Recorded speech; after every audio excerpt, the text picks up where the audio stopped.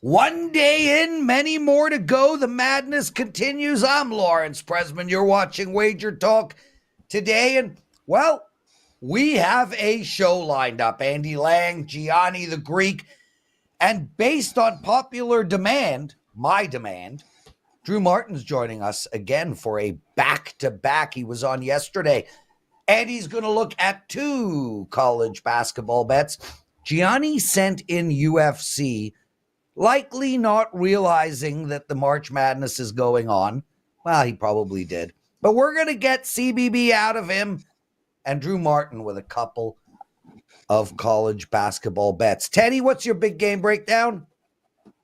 Big game breakdown. We're going to talk Purdue and if they can cover the lofty 26.5/27-point number against Grambling. So plenty of college hoops, some UFC, and all the fun you've come to expect on Wager Talk Today. Let's get into it. Let's go, guys. And presidential address. I will have one today. Swept again yesterday, 3-0, 5-0 run. Andy Lang joining us on what, Teddy? The best daily sports betting show on the planet. Andy, shout out to you right off the bat. Teddy, I don't know if you know this. Carmine lost his bird today. It's been with him and his wife for 24 years. It's very sad. It's like their child. They absolutely love the bird. It's named Spritzer. Passed away this morning. Couldn't do puck time. This idiot was sleeping, so I didn't answer the phone to do puck time. And that handsome man did it all by himself. Thank you, Andy. It was either the best or the worst puck time that's ever gone up on YouTube. Like, there's no in the middle. It wasn't like okay. It was either the best or the worst. Okay, well, let's get straight into it. Andy, you like Longwood. Team total over 51.5. Tell us why.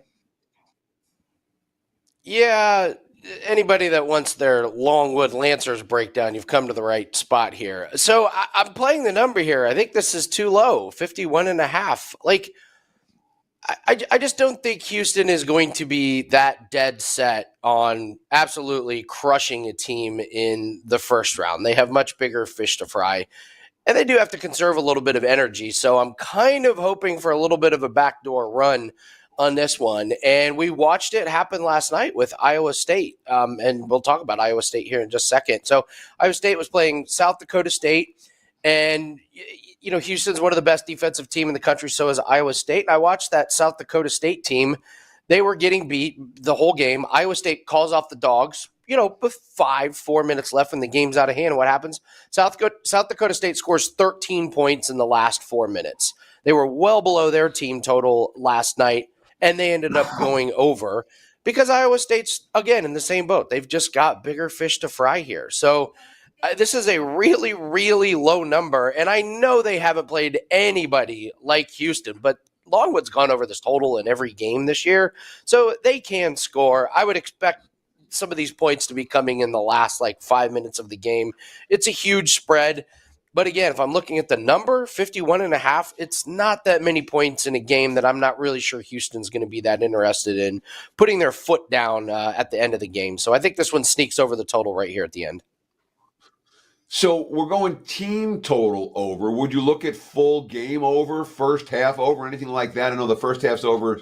Normally, one of the prevailing wise guy NCAA tournament trends is bet the first half's under. Yesterday, first half overs went 10-6, so it wasn't a good day for those following a long prevailing trend for first half unders. But is that something you would look at a full game, at a first half, or is this let's just get Longwood over the total and not worry about the rest of it? Yeah, let's get Longwood over the total because I'm not sure Longwood's going to have very much defense for Houston. So the first half could be I have no idea what to expect in the first half. You could see a huge Houston, output, and then they really hold Longwood under. So I really am wanting to get the full game on Longwood just because I think Yeah, they could have 10, 15 points in the last like 6, 7 minutes of the game. I mean, they could absolutely be at like 40 points with 5 minutes to go, and you're thinking, oh my gosh, there's no way they're getting over. And then bang, they get some kind of meaningless shots at the end. So I just want Longwood and their team total over. Andy Lang joining us, everyone. Outstanding show underway. Andy, tomorrow we got a game. Iowa State -7 against Washington State. I was on Washington State last night. Little bit hairy until the end there, but we got it done. Where do we go in this game? Yeah, you said it. It wasn't the most confident win for Washington State. And meanwhile, they're playing an Iowa State team that really didn't have any trouble, especially as they pulled away in the second half. So I think a little bit of a rest advantage here. I just love this Iowa State team. I've been high on them all year. Their defense is incredible. And their defense is really, really good at locking teams down in clutch situations. And we didn't really see that with South Dakota State last night. But this game, -7, I just think this Iowa State defense is going to be too much. And this is a Washington State team that their last 3 losses have been by 6 to Colorado, 6 to Washington, 12 to Arizona State. So I don't think Iowa State put their full 100% effort in for the entire game against South Dakota State. I think you get a little bit more kind of wire-to-wire domination here, especially on the defensive end. I'm not sure Washington State is going to be able to keep it within margin here. So it's just a team that I've really, really liked. I love watching them play defense. I mean, they are all over you. Their rebounding is really good. When you get inside the paint, they just swarm to the ball. So I love defensive teams in the tournament. I love backing them. It's always great when you're trying to cover like a -7, but you know you've got one of the best defenses in the country. So I'll just keep betting Iowa State. They've been good to me this year. So the Pac-12 had a pretty good day yesterday, straight up and against the spread. And Pac-12 teams, I'm not going to say that they're going to get some hype, but after a conference has a good day or a couple of good days in the tournament, do you change your approach about those teams? Do you think maybe this conference as a whole is a little bit undervalued, or is it pretty much a 90? No, if the Pac-12 sweeps again today, sweeps again, would it make a difference for you? Would it move the needle? No, I think sometimes maybe that affects me a little bit too much, or maybe affects bettors a little bit too much. I just take it by game basis. You don't know the different matchups. Maybe it was just maybe they just had better matchups on one certain day. Tomorrow's a new day. I just love this Iowa State team, so I'll just kind of leave the conference thing kind of out of my equation here. So no, I don't take it into account. Awesome stuff, Andy. Okay, what do you got to promote? Promo code LANG7, $30 off a 7-day pass. Huge day in MMA. Bellator starts in 50 minutes. We've got bare knuckle tonight. We've got UFC tomorrow. Of course, NCAA. But we also have tennis plays. We've got golf plays, NBA, and NHL. We are up 139 units since January of 2023. So really, really proud of that. And All Access Pass, best way to get all sports because we cash in all sports. Yesterday, we had a really nice darts play that cashed for clients. So you get all access. You get all of these plays in all sports. So promo code LANG7, $30 off a 7-day pass. And real quick, Andy, you wanted to talk a little Bellator for today. This one goes, this afternoon? You originally were going to talk about it. We went through college hoops so quick, I thought I'd give you a chance to throw out a Bellator opinion on Friday afternoon cards. This is one you got to bet today. Yeah, if you're watching this live, this fight is in a couple of hours. I love veteran Tim Wilde. He's going up against Manuel Sousa, and Sousa is undefeated, 10-0. Problem, hasn't faced anybody that good. Tim Wilde is a cagey veteran. He's got cardio for days. In his last fight, he had a knockout in the 3rd round, and it was a dominating knockout. This guy Sousa, he's young, little too energetic. I think he's going to get a little bit too hyped up for this really, really big step up in competition. At weigh-ins, he was over the top, too energetic. And this is a veteran that has been there, done that, and he's beaten some really, really good guys.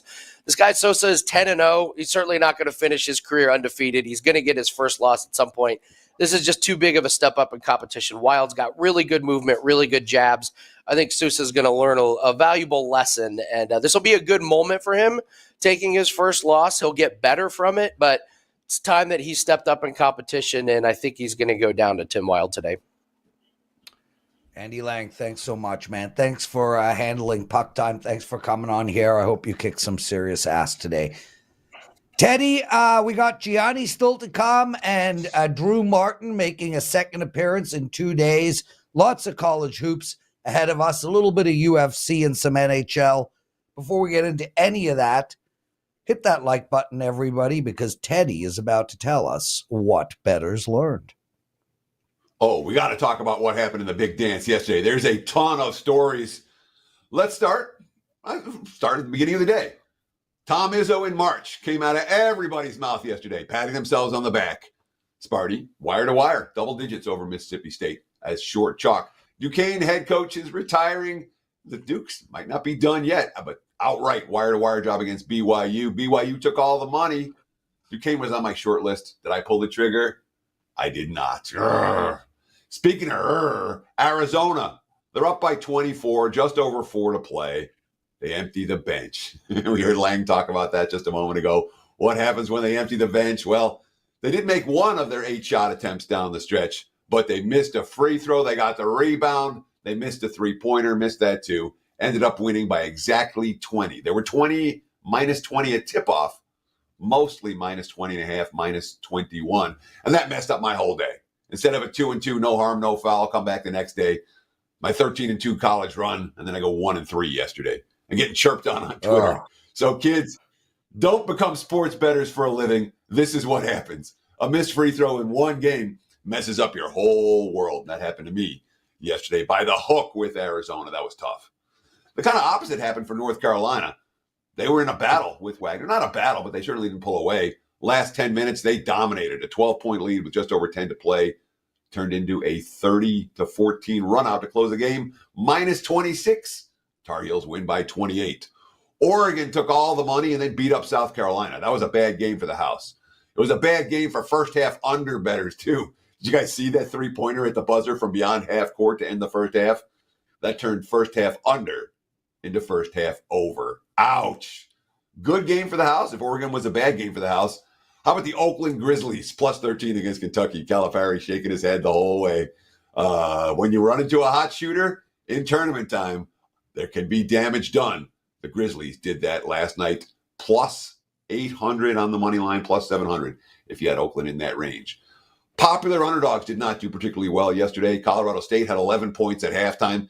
Texas never put them away, but Rams backers weren't pretty. Under was the right side in that game. The total was 144. They only got to 100. Morehead State was a popular dog. They tied 48-48 with Illinois. Second half, things are getting pretty stressful. Been tight the whole way. Big Ten tourney winners suck against the spread. In about 5 minutes span, the Illini went on a 20-3 run like that. Ball game, Morehead money, no good. Akron was another one, popular underdog yesterday. Creighton hit shots all game, won that one by 17. Akron did not get the money. Iowa State didn't score the last 2 minutes, a little bit of a late sweat. They hung on to beat South Dakota State by 17, laying 16. Dayton got the miracle cover of the day. You know, Nevada led 56-39 at the under 8 timeout. Nevada lost that game by 3. Ooh, Wolfpack were laying 1.5 in that one. So if you had Dayton yesterday, nothing but smiles. And then Nevada, that was as tough a beat as you'll have. Gonzaga looked too cheap versus McNeese. They were too cheap versus McNeese, a wire-to-wire job. And I'm an idiot for not seeing that before tip-off, flat out. My follow-up question to Merril yesterday. Aren't you worried about March Rick Barnes or St. Peter's slowing Tennessee down? St. Peter's didn't slow Tennessee down too much. The bigger issue was that the Peacocks couldn't score. Lots of drama on that total in the final minute. It was bet up from 128 to 130 and a half, 131, and it's sitting there at 126. And then a technical foul. 4 made free throws. They got to 130. Most people still have 130 and a half, 131. Then one last foul, 12 seconds left. Both free throws good. Lands 132. Everybody cashes. Bet the over. Celebrations ensue.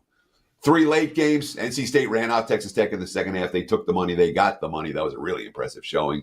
Wazoo rallied late to beat Drake. And Sanford got hosed by the refs. But that was another tough beat if you had Kansas minus the points. They blew a huge lead. Great NCAA tournament game. Sanford, Kansas, even with the refs screwing up the block that would be on everyone's highlight reels forever because there was no foul. Nonetheless, Sanford gets the money, and there we are. That's what happened yesterday. Expect plenty more drama, point spread wise, total wise, first half wise, in-game wise today. 16 more games, and one of them is just about to tip off. Lawrence? Yeah, Teddy, B Daddy, one of our listeners, writes, questionable call late in Kansas versus Samford. Yeah, it wasn't a questionable call at all. There was literally no question about it. Yeah, Why? no. Why was that play not reviewed? I mean, you're going to tell me a rule I don't pay attention to, but why? They don't review. College basketball doesn't have the review stuff that the NBA has. It's not the same dealio where you can go. Well, they review whether the ball goes out of bounds, who tips it out of bounds. So, yes. Yeah, maybe they should have a meeting and try to fix that because that was egregiously bad. And it would have created so much magnificent drama at the end of that game. I watched college basketball all day. It was, listen, there's no more drama than college basketball at this time of year. I mean, it just There's doesn't a reason matter. people like this weekend. It's crazy, delicious drama. Anyway, do we have Gianni? Yes, my man. How are you, my friend? Never better. Real busy, but, it's that time of year. Everybody else is as well. Coming off a nice 7-0 sweep. So at that time, doing damage.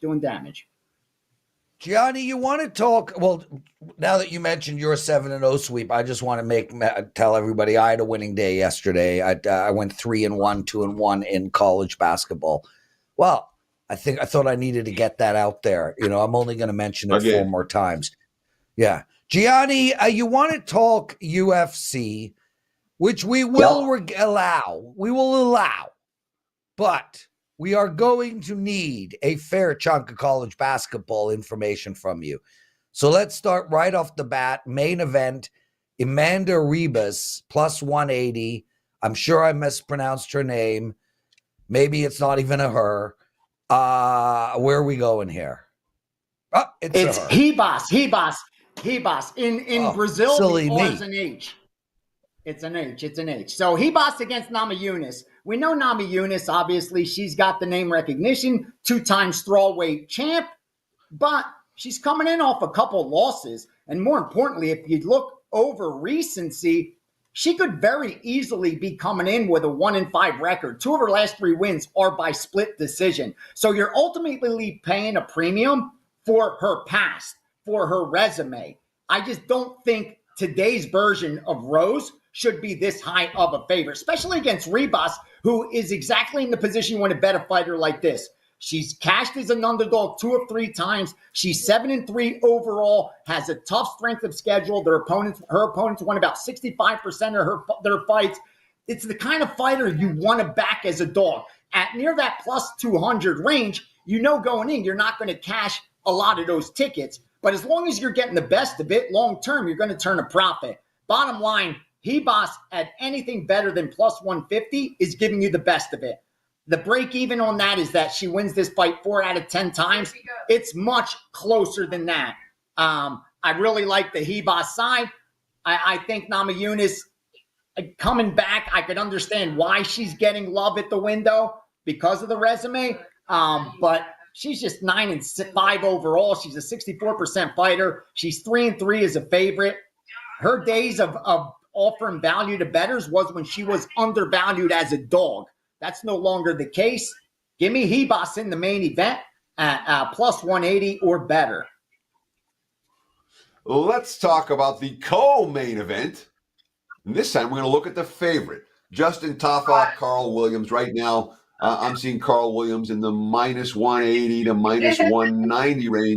Total in this fight, 1.5 juice to the over. You think Williams going to take care of Tafa? Why and how?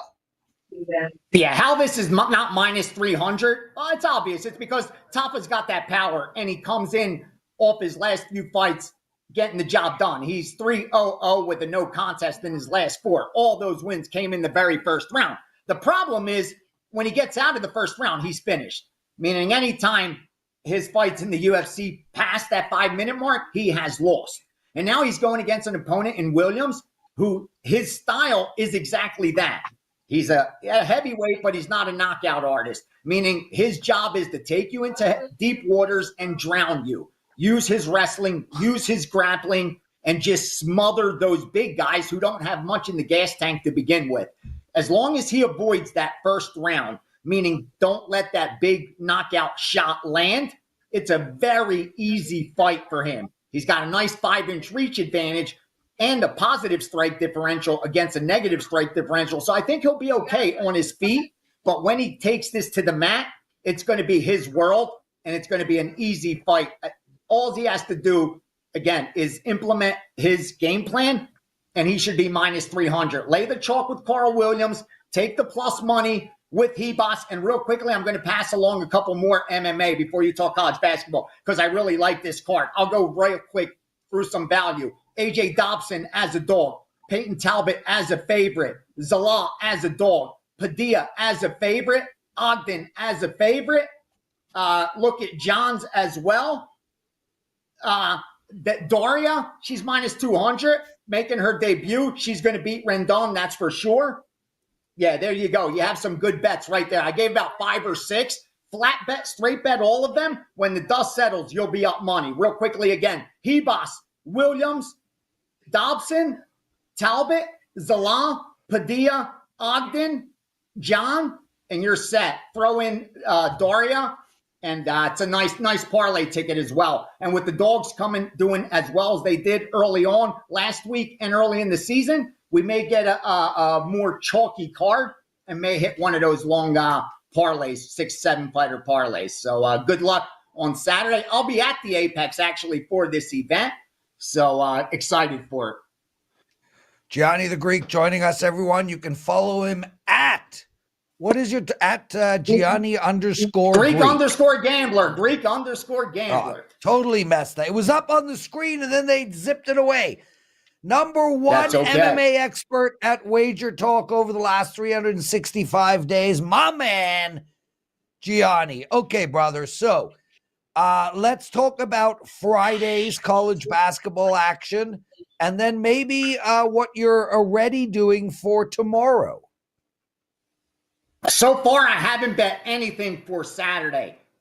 Looking ahead, but again, it's that time of the year where you really don't need to rush. Only when the lines first go up for the tournament, you need the rush because everyone's chomping at the bit to take advantage. But once you get towards that Sweet 16, Elite 8, Final 4, there's so much public money. It outweighs sharp money by such a huge amount. Even if you miss an early move, don't take the bad number. More times than not, it's going to come back because the public money won't get to the window until the day of the game, if not 2-3 hours prior. So don't get nervous if lines move a little bit early. More times than not, they will come back like we've already seen. The only thing I did today that I released as a premium, I gave out a 4% play on San Diego State over UAB. A couple things that do stick out at me, I will share. I haven't bet yet, but these are ones that I've circled, and now we'll be digging deep to see if I'm going to, confirm any for subscribers. I'll go real quickly through the thing. I'm looking at Stetson over UConn. I think you guys know why. I'm looking at Wisconsin as a favorite over James Madison. I'm looking to, who else was I looking to go? No, I looked a little at Purdue, but I'm probably not going to mess with them. I do like Florida over Colorado. Where else was I? Longwood over Houston, even though, I have Houston cutting down the nets a couple weeks from now. Baylor's given way too many points. Clemson's going to beat New Mexico outright. Yale's going to give Auburn a run for their money. And I said San Diego State. And if you need the nightcap, lay the points with St. Mary's. I think I just gave more winners than losers. That's for sure. What we just went through. When the dust settles, I think if you just threw like $100 on each of those, you'll come out ahead. For sure. And that was about 8 minutes of handicapping, simply market reading and line movements. Now I got to dig into the X's and O's a little bit. Teddy? Gianni, heck of a run, my friend. Number 1 in UFC over the last 365 days. Certainly your long-term tracker. You talk about it all the time.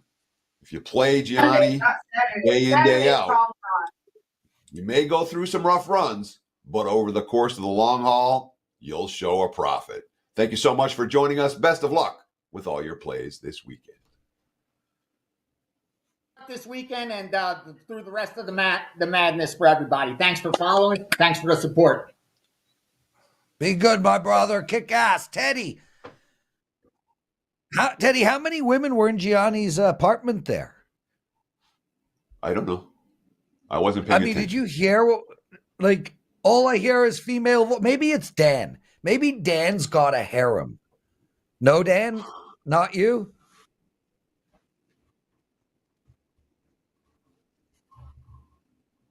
Yeah. I think Gianni's having a little party, Teddy. I think we might have interrupted, but that's okay. Good. Look, Gianni works as hard as anyone I know. You know, some of the things people don't realize how hard Gianni works, or Ralph Michaels, or Marco. I mean, these guys are insane how hard they work. You know, I mean, you and I work pretty hard, and dude, some of them go tougher than us. You know, I don't know, man. Like, I could say unequivocally, you work harder than me. I mean, I think you're up there. I'm curious about Steve Merril, and he's so good. I mean, just constantly winning. Same with Andy Lang.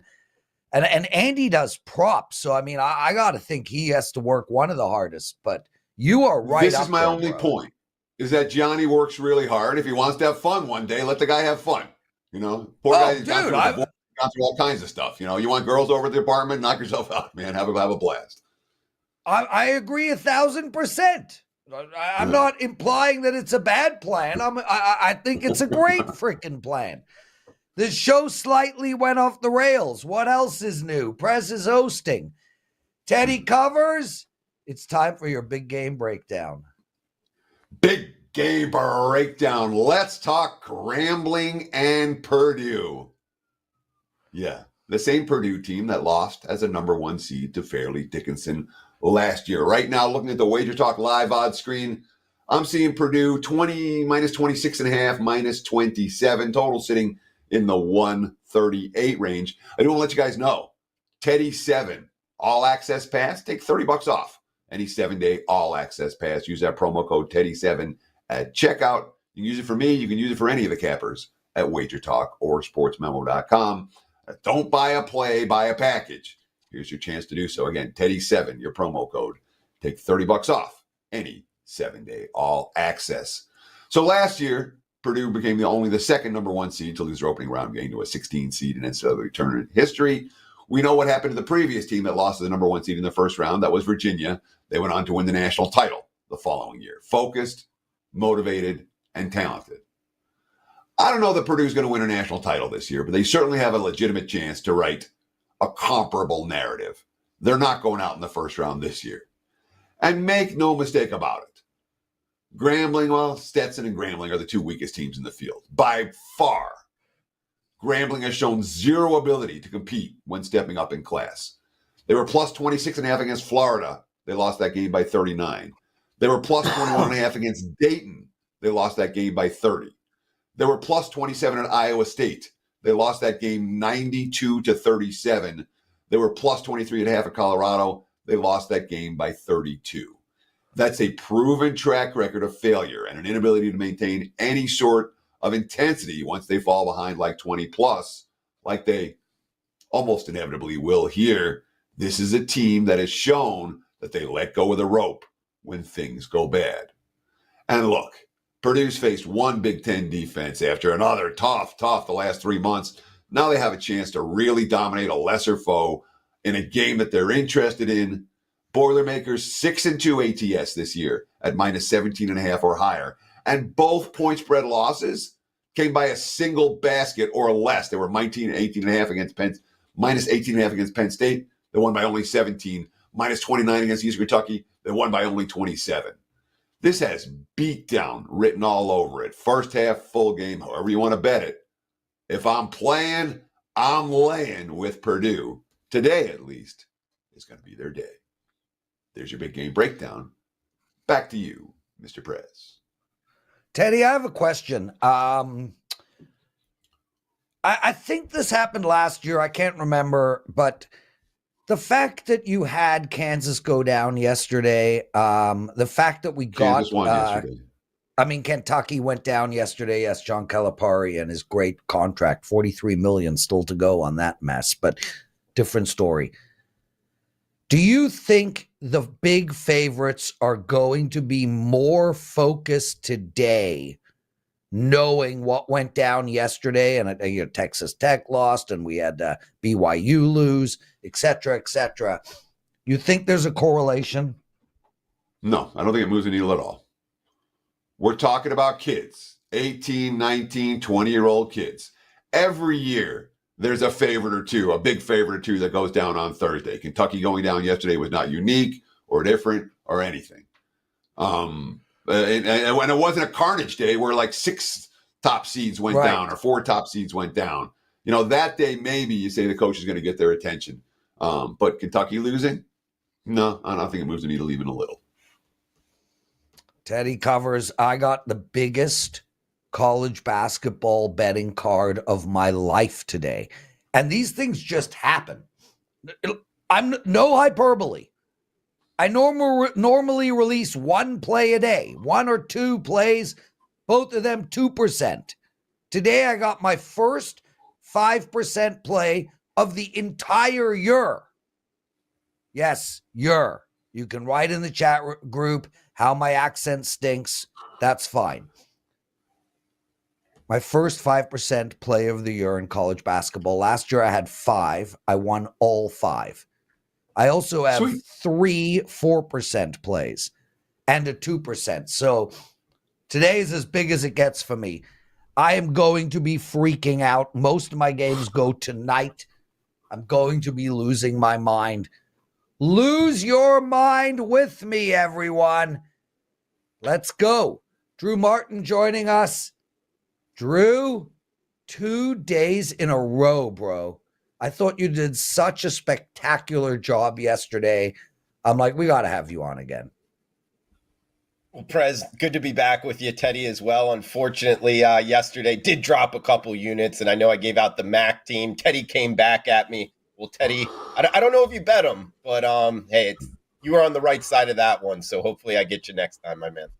The problem is it was just a follow-up question. It wasn't an actual wager for me in any way, shape, or form. That said, Drew gets a mulligan. We all get mulligans now and again. And I know, Drew, you've done great work in college basketball this season. There's no reason to think that today you won't bounce back strong here on WagerTalk Today. Let's talk about the first game we want to talk. And you like Colorado when they were an underdog. They were +2. Now, looking at the WagerTalk live odds screen, Colorado, I'm seeing even -1 for the Buffs in some spots. Pick them, +1. That line is moving in favor of Colorado. Tell me why you think the Gators are vulnerable on Friday night. Sure, Teddy. And yeah, guys, this game is taking a lot of action right now. So it's bouncing around. We get 159 as the total. Looks like, yeah, -1 kind of on both sides is available. But I like Colorado in this one, Teddy. Top 35 offensive and defensive efficiency team nationally, meaning they can play on both sides of the court under Todd Boyle. They're 78% from the free throw line, just under 80% from the charity stripe. That's top 15 in the country. Combine that with the fact they're just under 40% from three-point range, and that's top 10 in the country. So it's a team that can really shoot lights out. They've won 9 of their last 10 games straight up. 5 of their last 6 against the spread. So they've been cashing tickets. They're playing their best basketball come the time of March. I like betting on those teams. And Florida on the other side of things, I think a lot of people out there liking the Gators because they made that run to the SEC championship.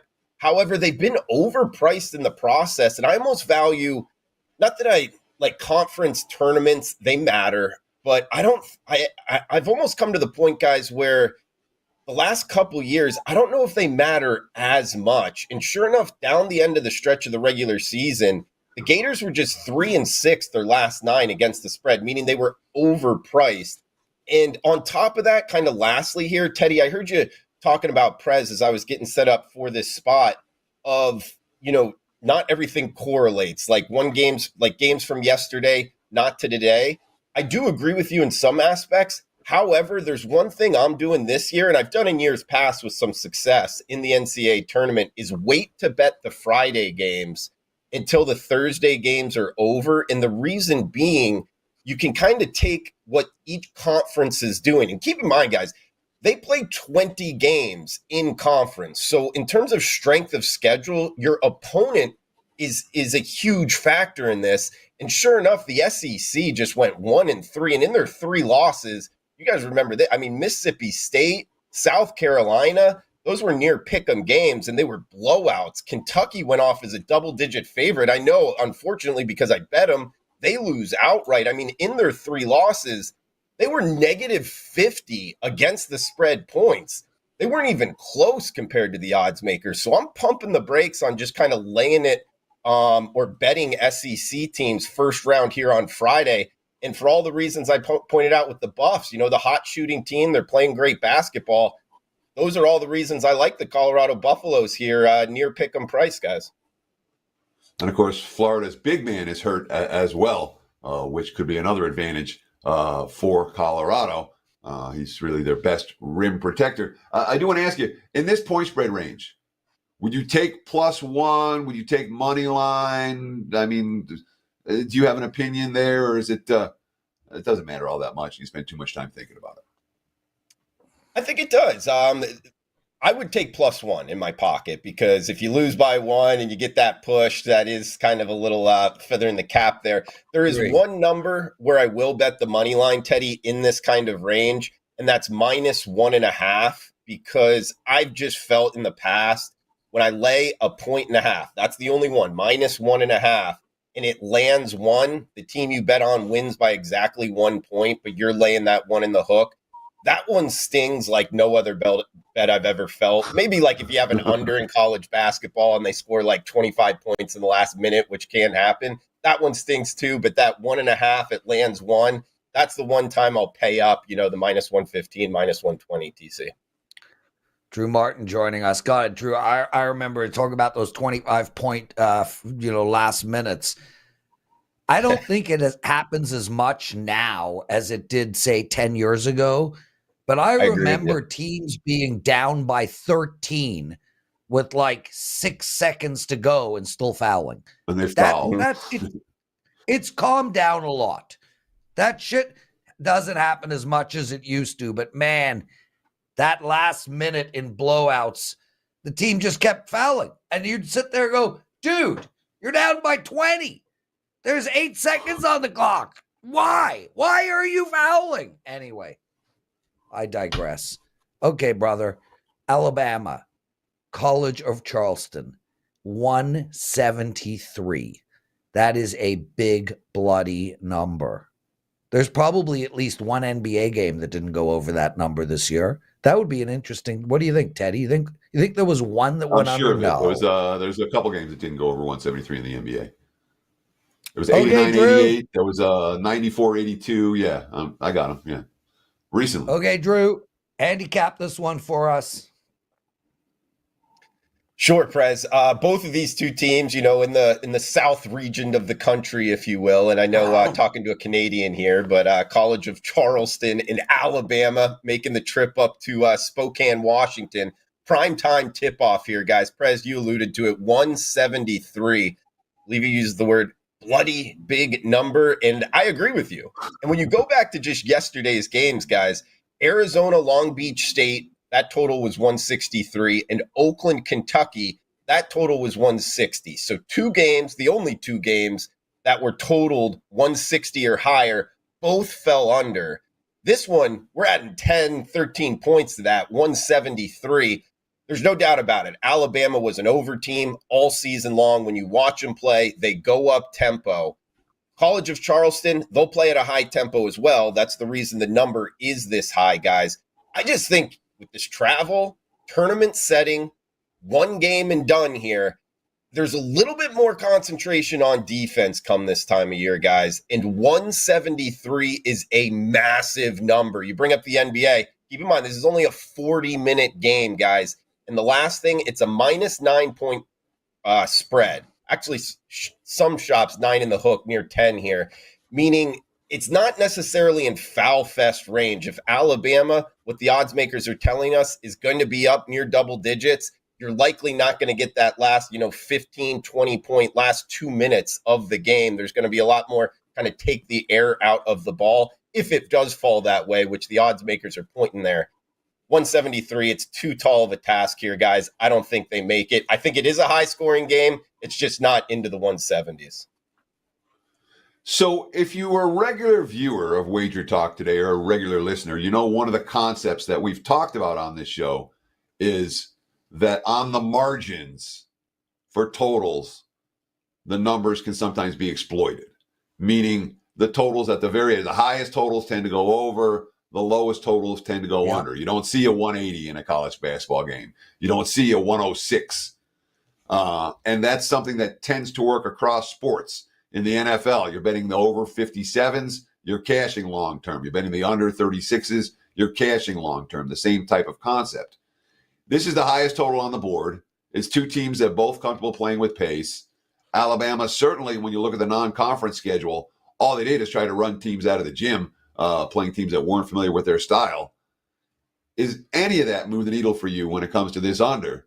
Obviously, it's a really high total. It's really bloody high. But is that a concern that it's just not high enough, and that the totals on the margin should be actually higher than they actually are? They should be 176 or 178 or something like that. Sure, Teddy. Yes, to answer your question, it is of concern. And you mentioned the games where Alabama did play out of conference and really running up the score. They had some triple digits themselves, and if they get there, we are going to be in some trouble. Having said that, though, I think it does come back to the tournament one and done. And I'll also kind of bring up the fact of, taking the air out of the ball come tournament time, I think is a little bit, I guess, like more used.